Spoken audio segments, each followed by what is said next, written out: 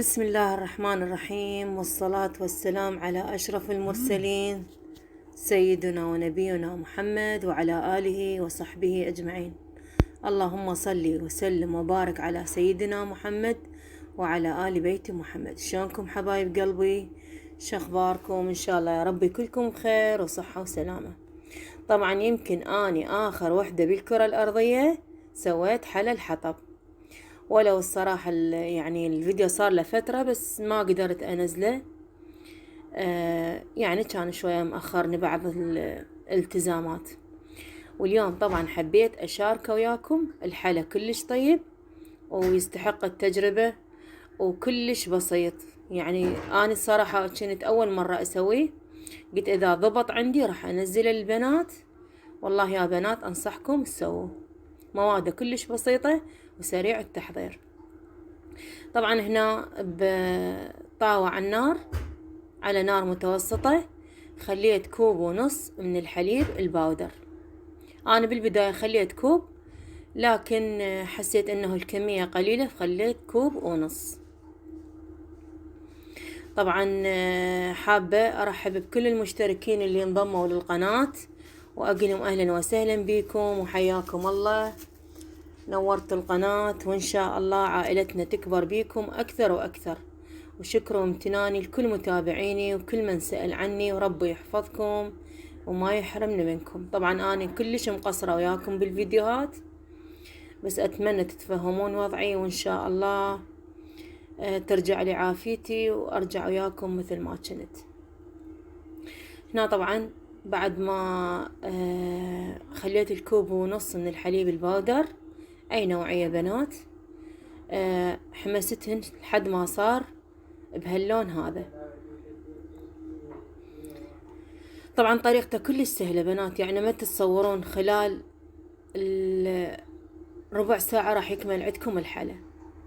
هنا طبعا لازم تفرغون الحليب بنات حتى ما يبقى ياخذ من حرارة الطاوة ويتغير لونه أو يمرمر. يعني حمستوا أخذ هذا اللون فرغوه بأي طاسة بأي بايركس عادي.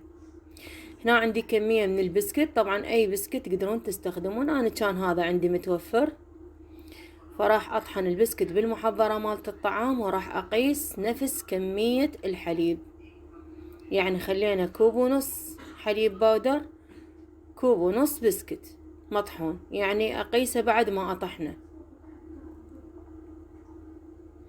وأي بسكت حبايب، أي بسكت أنت تحبوه أو تفضلوه عادي يصير، حتى إذا كان البسكت بالكاكاو. هنا طبعا هذا كوب بالطاسة وهذا النص. طبعا دائما أقرر أنزل الفيديو بدون مونتاج، يعني أسهل لي وأسرع لي، بس لازم يصير فد خلل بالفيديو وأنطر أمنتجه.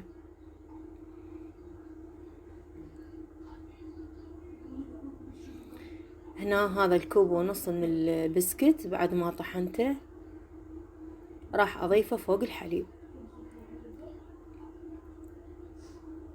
طبعا أنا شفت عدة فيديوهات، أكو ناس أضافت إضافات من عدها، يعني تبقى حسب الرغبة حبايب.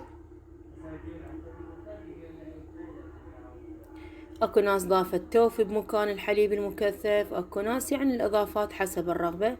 بس والله بهاي المواد صار كلش طيب، والكمية صارت خير من الله.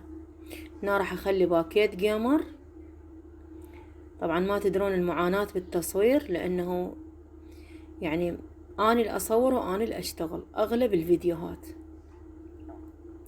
هنا خليت باكيت كامل من الجيمر، هذا الجيمر ب500، وخلطته وراح اخلي حليب مكثف. طبعا انا الحليب المكثف بنات ما كنت اعرف ايش قد اخلي، فبديت اضيف شوية شوية. طبعا تقريبا اخذت ربع قوطية هاي الكمية من الحليب والبسكت، اخذت عندي ربع قوطية من الحليب المكثف.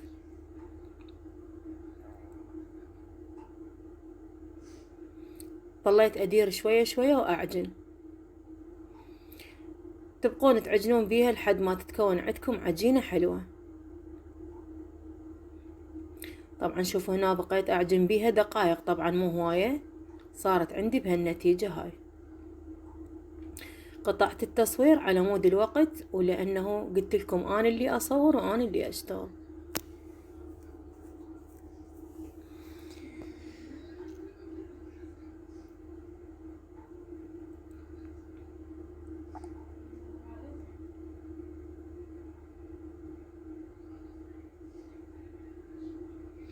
هنا طبعا راح أشكل العجينة. هنا قطعتها 4 قطع. بناتي هنا لازم تستخدمون الجفوف أفضل حتى ما تلزق عندكم العجينة، لأن هي يعني بدون إضافات، ما تقدرون تخلون زيت أو دهن، هي أصل الوصفة هالشكل. فأنا هنا لبست الجفوف حتى تسهل لي عملية التشكيل. طبعا هنا أنا الميز منظفته ومعقمته، وراح أسويه على شكل رولات بالحجم أو بالمقاس اللي انت يعجبكم.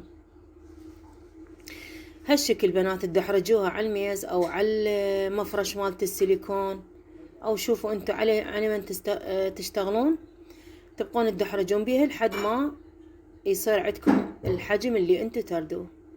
صارت عندي اني 4 رولات نفس الحجم. هسه راح اخليهن بالمجمدة او بالفريز، انتوا بكيفكم. المهم لازم العجينة شوية تبرد.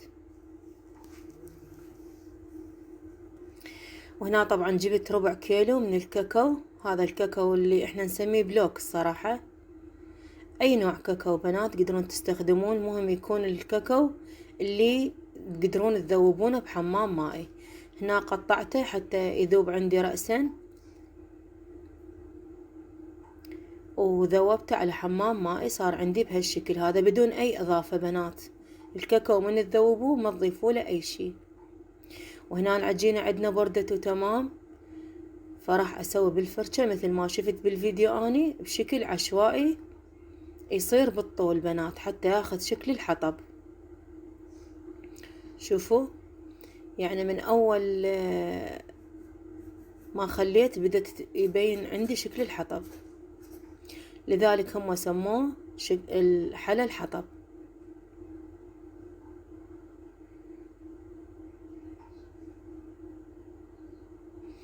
هالشكل بنات بمسار واحد.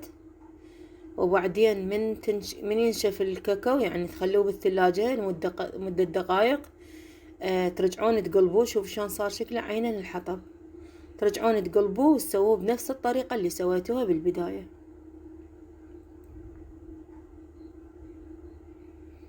راح تقولون زين يستحق هاي المواد ويستحق التجربة. والله للأمانة يستحق التجربة لأن طعمه كلش طيب. وهذا شكله يا حبايب، وهذا كان فيديونا لهذا اليوم ووصفتنا لهذا اليوم. طبعا هو ما صار الشكل المتعارف عليه، لكن هذا اللي طلع عندي وحبيت أطل عليكم وأطمنكم عني وأقول لكم إن شاء الله أشوفكم بخير. وهسه أترككم بحفظ الرحمن ومع ألف سلامة.